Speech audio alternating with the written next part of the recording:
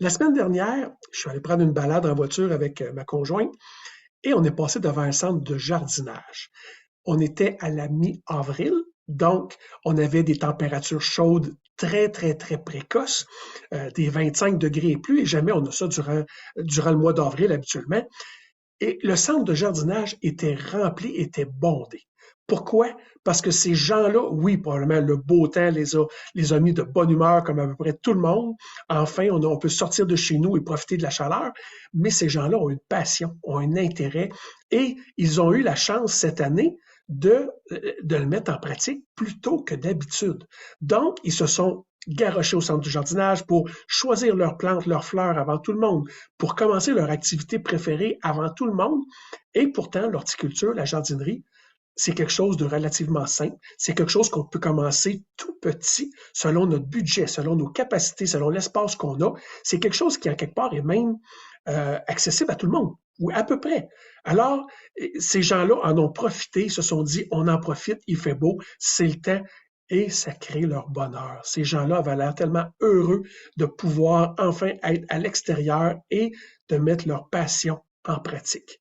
Donc, même chose du côté du golf.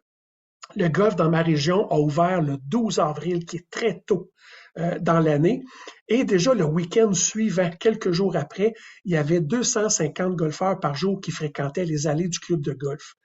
Tous des passionnés. Ces gens-là, s'ils n'avaient pas eu hâte de jouer au golf parce que le terrain n'était pas dans ses meilleures conditions encore, ben, ils auraient attendu plus tard. Si le terrain était plein déjà au mois d'avril, c'était parce que ce sont des passionnés. Alors, je vous dis, vous, votre passion, c'est quoi? Quelle serait la passion que vous pourriez développer? Quels sont vos intérêts que vous n'avez jamais osé mettre de l'avant ou essayer? Et là, dans le fond, vous vous dites, OK, il est peut-être temps que je mette du bonheur dans ma vie.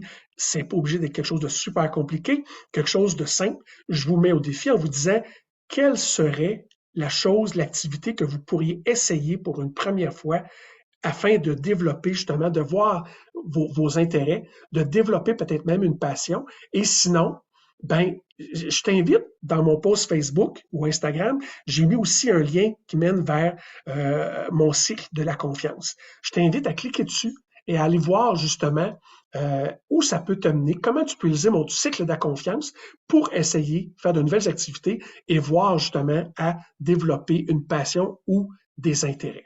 Donc, je te dis à la prochaine.